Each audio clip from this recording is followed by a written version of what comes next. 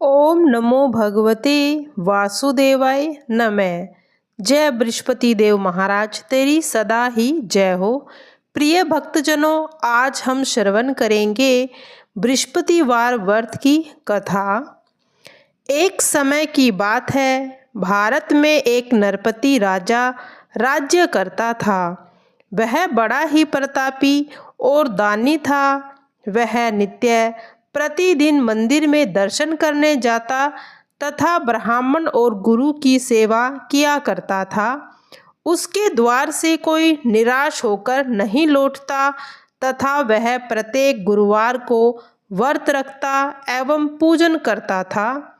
हर दिन गरीबों की सहायता करता था, किंतु ये सब बातें रानी को अच्छी नहीं लगती थी। वह न तो व्रत करती न किसी को दमड़ी दान में देती थी तथा राजा से भी ऐसा करने को मना करती थी। एक समय की बात है कि राजा शिकार खेलने वन में गए। घर पर रानी और दासी थी। उस समय गुरु भगवान एक साधु का रूप धारण कर राजा के द्वार पर भिक्षा मांगने गए। तब रानी कहने लगी, हे साधु महाराज, मैं इस दान पुण्य से तंग आ गई हूँ। मेरे से घर का कार्य तो समाप्त नहीं होता। इस कार्य के लिए तो मेरे पति देव ही बहुत हैं। अब आप ऐसी कृपा करें कि यह सब धन नष्ट हो जाए तो मैं आराम से रह सकूं। साधु बोला, हे देवी, तुम तो बड़ी विचित्र हो। संतान और धन से कोई दुखी होता है, इसको सभी चाहते हैं। पापी भी पुत्र और धन की इच्छा करता है। अगर आपके पास अधिक धन है तो भूखे मनुष्य को भोजन कराओ, प्याऊ लगवाओ, ब्राह्मणों को दान दो, धर्मशाला, तालाब, कुआं, बावड़ी, बाग बगीचे का निर्माण कराओ। निर्धन मनुष्य की कुंवारी जो लड़कियां हैं उनका ब्याह कराओ और अनेक यज्ञ आदि धर्म करो। इस प्रकार के कर्मों से आपके कुल और आपका नाम परलोक में सार्थक होगा और स्वर्ग की प्राप्ति भी होगी। मगर रानी इन बातों से खुश न थी। वह बोली, हे साधु महाराज, मुझे ऐसे धन की आवश्यकता नहीं जिसको और मनुष्य को दान दूं तथा जिसको रखने उठाने में मेरा सारा समय बर्बाद हो जाए। साधु ने कहा, हे देवी, तुम्हारी ऐसी इच्छा है तो ऐसा ही होगा। मैं तुम्हें बताता हूँ, वैसा ही करना। बृहस्पतिवार के दिन घर को गोबर से लीपना, अपने केशों को धोना, केशों को धोते समय स्नान करना, राजा से कहना वह हजामत करवाए, भोजन में मांस मदिरा खाना, कपड़े धोबी के यहाँ धुलने डालना। इस प्रकार 7 बृहस्पतिवार करने से तुम्हारा सब धन नष्ट हो जाएगा। ऐसा कहकर साधु वहाँ से अंतर्ध्यान हो गए। साधु ने कहे के अनुसार वैसा ही किया। रानी ने 3 बृहस्पतिवार बीते थे कि सारा धन नष्ट हो गया और भोजन के लिए 2 समय तरसने लगे। सांसारिक भोगों से दुखी रहने लगे। तब राजा ने रानी से कहा कि तुम यहाँ पर रहो, मैं दूसरे देश जाता हूँ, क्योंकि यहाँ पर मुझे सभी मनुष्य जानते हैं, इसीलिए कोई कार्य नहीं कर सकता। देश चोरी परदेश भीख बराबर है। ऐसा कहकर राजा परदेश को चला गया तो वहाँ जंगल में लकड़ी काट कर लाता, शहर में बेचता। इस तरह जीवन व्यतीत करने लगा। इधर राजा के घर रानी और दासी दुखी रहने लगी। किसी दिन भोजन मिलता और किसी दिन पानी पीकर ही रह जाती। एक समय रानी और दासी के 7 दिन बिना भोजन के बीत गए तो रानी ने दासी से कहा, हे दासी, यहाँ के पास के नगर में मेरी बहन रहती है, बड़ी ही धनवान है। तू उसके पास जा और 5 सेर अनाज मांग ला, जिससे कुछ समय के लिए गुजारा हो जाएगा। इस प्रकार रानी की आज्ञा मानकर दासी उसकी बहन के पास गई। रानी की बहन उस समय पूजन कर रही थी, क्योंकि उस रोज बृहस्पतिवार था। तब दासी रानी की बहन से बोली, हे रानी, मुझको तुम्हारी बहन ने भेजा है, 5 सेर बेजर दे दो। इस प्रकार बार बार कहा, परंतु रानी ने कुछ उत्तर नहीं दिया, क्योंकि वह उस समय बृहस्पतिवार की कथा सुन रही थी। इस प्रकार जब दासी को कोई उत्तर नहीं मिला तो वह बहुत दुखी हुई और उसे क्रोध भी आया और लौटकर रानी के पास आकर बोली, हे रानी, तुम्हारी बहन तो बड़ी अभिमानी है, वह छोटे मनुष्य से बात नहीं करती। जब मैंने उससे कहा तो उसने कोई उत्तर भी नहीं दिया, इसीलिए मैं वापस चली आई हूँ। रानी बोली, हे दासी, इसमें उसका कोई दोष नहीं। जब बुरे दिन आते हैं तो कोई सहारा नहीं देता। अच्छे बुरे का पता आपत्ति में ही लगता है। जो ईश्वर की इच्छा होगी वही होगा। यह सब हमारे भाग्य का दोष है। उधर उस रानी ने सोचा, मेरी बहन की दासी आई थी, परंतु मैं उससे बोल नहीं पाई, इससे वह बहुत दुखी हुई होगी। यह सोच कथा सुन विष्णु भगवान का पूजन समाप्त कर वह बहन के घर चल दी और जाकर अपनी बहन से बोली, हे बहन, जब तुम्हारी दासी आई थी तब मैं बृहस्पति जी की कथा सुन रही थी, और जब तक कथा होती है ना उठते हैं ना बोलते हैं, इसीलिए मैं कुछ ना बोली। कहो दासी क्यों आई थी?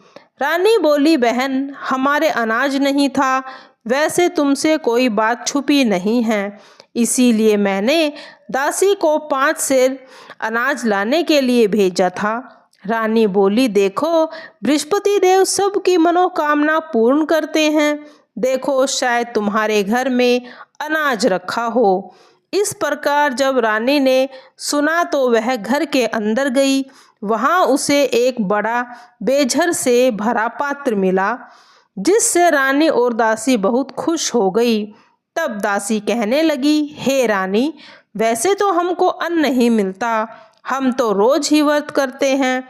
अगर इनसे व्रत की विधि और कथा पूछ ली जाए तो हम भी इस व्रत को किया करेंगे।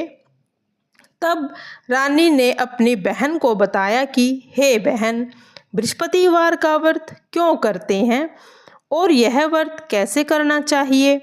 रानी की बहन ने कहा, गुरु के व्रत में चने की दाल, मुनक्का से विष्णु भगवान का केले की जड़ में पूजन करें, वह कहानी सुने तथा पीला भोजन करें।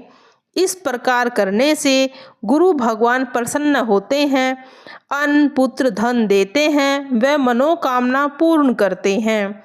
इस प्रकार रानी व दासी ने निश्चय किया कि बृहस्पति भगवान का पूजन जरूर करेंगी। 7 रोज बाद जब बृहस्पतिवार आया तो उन्होंने व्रत रखा और गुड़साल से जाकर चना गुड़ बीन लाई तथा इसकी दाल से केले की जड़ में विष्णु भगवान का पूजन किया। अब पीला भोजन कहाँ से आए, सोचकर बेचारी बड़ी दुखी हुई, परंतु उन्होंने व्रत किया था, इसीलिए गुरु भगवान प्रसन्न थे। वे 2 थाल में पीला भोजन लेकर आए और दासी को देकर बोले, हे दासी, यह तुम्हारे और रानी के लिए है, तुम दोनों भोजन करना। दासी भोजन पाकर प्रसन्न हुई और रानी से बोली, चलो रानी, दोनों भोजन कर लेते हैं। यह बात सुनकर रानी बोली, क्यों व्यर्थ में मेरी हंसी उड़ाती है, तू ही कर ले। दासी ने कहा, वह महात्मा हम दोनों के लिए 2 थाली में भोजन दे गए हैं, इसीलिए हम दोनों साथ साथ भोजन करेंगी। इस प्रकार दोनों ने गुरु भगवान को नमस्कार कर भोजन किया तथा अब वे प्रत्येक गुरुवार को गुरु भगवान का व्रत व विष्णु जी का पूजन करने लगी। बृहस्पति भगवान की कृपा से दोनों के पास फिर से धन हो गया। रानी फिर उसी प्रकार आलस्य करने लगी तो दासी बोली, देखो रानी, तुम पहले भी आलस्य करती थी। बड़ी मुसीबतों के बाद हमने धन पाया है, इसीलिए हमें दान पुण्य करना चाहिए। भूखे मनुष्य को भोजन कराओ, पाठशाला आदि का निर्माण कराओ, कुंवारी कन्या का विवाह कराओ, धन को शुभ कार्यों में खर्च करो, जिससे तुम्हारे कुल का यश बढ़े, स्वर्ग प्राप्त हो और पितर प्रसन्न हो। जब रानी ने इस प्रकार कर्म करने आरंभ किए तो काफी यश फैलने लगा। एक दिन रानी व दासी विचार करने लगी, राजा न जाने किस प्रकार होंगे, उनकी कोई खबर नहीं। गुरु भगवान से उन्होंने प्रार्थना की तो भगवान ने राजा को स्वप्न में कहा, हे राजा, उठ, तेरी रानी तुझको याद करती है, अपने देश को जा। राजा प्रातः उठा और सोचने लगा, स्त्री जाति खाने और पहनने की संगनी होती है, पर भगवान की आज्ञा मानकर वो अपने नगर के लिए रवाना हुए। इससे पूर्व जब राजा परदेश आया था तो दुखी रहने लगा था। प्रतिदिन जंगल में से लकड़ी लाता और उन्हें शहर में बेचकर अपना जीवन व्यतीत करता। एक दिन राजा अपनी पुरानी बातों को याद कर दुखी होकर रोने लगा। तब बृहस्पति देव एक साधु का रूप धारण कर आए और राजा के पास आकर बोले, हे लकड़हारे, तुम इस जंगल में किस चिंता में डूबे हुए हो, मुझको बताओ। यह सुन राजा की आंखों में आंसू आ गए और साधु की वंदना कर बोला, हे प्रभु, आप तो सब कुछ जानने वाले हो। इतना कहकर साधु अपनी को व्यथा को बतला दिया और महात्मा तो दयालु होते हैं, उससे बोले, हे राजा, तुम्हारी स्त्री ने बृहस्पति देव का अपमान किया था, इसी कारण तुम्हारी यह दशा हुई है। अब तुम किसी प्रकार की चिंता मत करो, तुम्हारे अच्छे दिन अवश्य ही आएंगे। देखो, तुम्हारी स्त्री ने गुरुवार का व्रत आरंभ किया है। अब तुम मेरा कहा मानो, बृहस्पतिवार को व्रत करके चने की दाल गुड़ जल के लोटे में डालकर केले की जड़ में पूजन करो, कथा कहो और सुनो, भगवान तुम्हारी सब मनोकामनाएं पूर्ण करेंगे।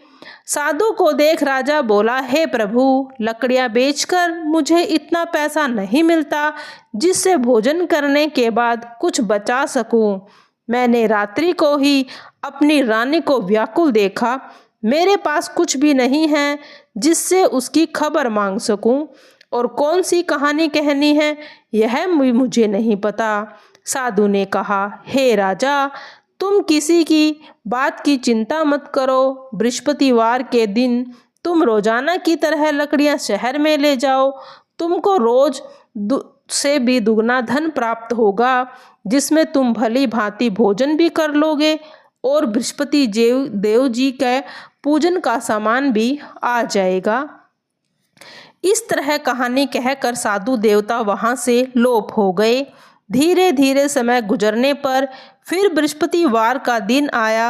राजा जंगल से लकड़ी काटकर शहर बेचने गया। उस दिन उसे और दिनों से भी अधिक धन मिला, जिससे राजा ने चना गुड़ लाकर गुरुवार का व्रत किया। उस दिन से उसके सभी दुख दूर हो गए। परंतु जब दूसरा गुरुवार आया तो वह व्रत करना भूल गया। इस कारण बृहस्पति देव नाराज हो गए। उस दिन उस नगर के राजा ने विशाल यज्ञ का आयोजन किया तथा शहर में यह घोषणा करवा दी कि कोई मनुष्य अपने घर पर भोजन न बनाए। समस्त जनता मेरे यहाँ भोजन करने आए। इस आज्ञा को जो न मानेगा उसे फांसी की सजा दी जाएगी। इस तरह राजा की आज्ञा के अनुसार सभी लोग भोजन करने आए, लेकिन लकड़हारा कुछ देर से पहुंचा। इसीलिए राजा उसे अपने महल में ले आए और भोजन करा रहे थे कि रानी की नज़र उस खूंटी पर पड़ी जिस पर उसका हार लटका हुआ था। वह वहां दिखाई नहीं दिया। रानी ने निश्चय किया कि मेरा हार जरूर इस मनुष्य ने चुराया है। उसने सैनिकों को बुलाकर लकड़हारे को जेल खाने में बंद करवा दिया। एक दिन राजा जेल खाने में दुखी होकर विचार करने लगा कि न जाने कौन से पूरे जन्म के कर्म मुझे से यह दुख प्राप्त हुआ है। और साधु को याद करने लगा जो उसे जंगल में मिला था। अचानक उसी समय बृहस्पति देव साधु के रूप में प्रकट हुए और उसकी दशा को देखकर कहने लगे, अरे मूर्ख, तूने बृहस्पतिवार की कथा नहीं करी, इस कारण तो तुझे यह दुख प्राप्त हुआ है। अब तू चिंता मत कर, बृहस्पतिवार के दिन तुझे जेल खाने के दरवाजे पर 4 पैसे पड़े मिलेंगे, जिससे तू बृहस्पति देव का पूजन करना, तेरे सभी कष्ट दूर हो जाएंगे। उसे बृहस्पतिवार के दिन 4 पैसे पड़े मिले। तब राजा ने कथा कही। उसी रात को बृहस्पति देव ने उस राजा के नगर में के स्वप्न में कहा, हे राजन, जिस आदमी को तूने जेल खाने में बंद करा है वह तो निर्दोष है, वह भी राजा है, उसे छोड़ देना। रानी का हार उसी खूंटी पर लटका है, अगर तूने ऐसा नहीं किया तो मैं तेरे राज्य को नष्ट कर दूंगा। इस तरह के स्वप्न को देख राजा प्रातःकाल उठा और खूंटी पर हार देखकर लक्कड़हारे को बुलाकर क्षमा मांगी तथा उसको सुंदर वस्त्र और आभूषण देकर विदा किया। गुरुदेव की आज्ञा के अनुसार राजा अपने नगर को चल दिया। राजा जब नगर के निकट पहुंचा तो उसे बड़ा ही आश्चर्य हुआ। नगर में पहले से अधिक बाग, तालाब, कुएं तथा बहुत सी धर्मशालाएं व मंदिर बन गए हैं। राजा ने पूछा, यह बाग और धर्मशालाएं किसकी हैं? तो नगर के लोग कहने लगे, ये सब रानी और दासी के हैं। तो राजा को बहुत आश्चर्य हुआ और गुस्सा भी आया। जब रानी ने सुना कि राजा आ रहे हैं तो उसने दासी से कहा, हे दासी, राजा हमको कितने बुरे हालत में छोड़ गए थे, वो हमारी ऐसी हालत देखकर लौट न जाएं, इसीलिए तू दरवाजे पर खड़ी हो जा। आज्ञा के अनुसार दासी दरवाजे पर खड़ी हो गई और राजा आए तो उन्हें अपने साथ ले आई। राजा ने क्रोध में आकर अपनी तलवार निकाल ली और पूछने लगे कि बताओ, यह धन तुम्हें कैसे प्राप्त हुआ? तब उन्होंने कहा कि यह धन मुझे बृहस्पति देव के व्रत से प्राप्त हुआ है। राजा ने निश्चय किया कि 7 रोज बाद तो सभी बृहस्पति देव का पूजन करते हैं, लेकिन मैं रोजाना दिन में 3 बार कहानी कहूँगा तथा रोज व्रत किया करूँगा। अब हर समय राजा के दुपट्टे में चने की दाल बंधी रहती। वह दिन में 3 बार कहानी कहता। एक रोज राजा ने विचार किया कि चलो अपनी बहन के यहाँ हो आए। यह निश्चय कर राजा घोड़े पर सवार हो अपनी बहन के यहाँ चल दिया। राह में उसने देखा कि कुछ आदमी एक मुर्दे को ले जा रहे हैं। उन्हें रोककर राजा ने कहा, अरे भाइयों, मेरी बृहस्पतिवार की कहानी सुन लो। वे बोले, लो, हमारा तो आदमी मर गया, इसको कहानी की पड़ी है। लेकिन कुछ आदमी बोले, कहो, तुम्हारी कहानी सुनेंगे। राजा ने दाल निकाली, कथा कहने लगा। कथा आधी हुई थी तो मुर्दा हिलने लगा और कथा समाप्त होते ही राम राम करके खड़ा हो गया। आगे चला तो उसे एक किसान खेत में हल चलाता हुआ मिला। राजा ने उसे देखा तो बोला, अरे भाई, मेरी बृहस्पतिवार की कथा सुन लो। किसान बोला, जब तक मैं तेरी कथा सुनूंगा तब तक तो 4 हरिये खेत जोत लूंगा। जा अपनी कथा किसी और को सुनाना। राजा आगे चल दिया। राजा के आगे जाते ही बैल पछाड़ खाकर गिर पड़े और किसान के पेट में दर्द होने लगा। उस समय उसकी माँ रोटी लेकर आई। उसने यह देखा तो पुत्र से सब हाल पूछा। बेटे ने सब हाल कह सुनाया। तब बुढ़िया दौड़ी दौड़ी उस राजा के पास आई और बोली, मैं तेरी कथा सुनूंगी, पर तू मेरे खेत में चलकर कहानी कह। राजा ने बुढ़िया के खेत में जाकर कथा कही, जिसके सुनते ही बैल खड़े हो गए और किसान का जो पेट में दर्द था वह भी बंद हो गया।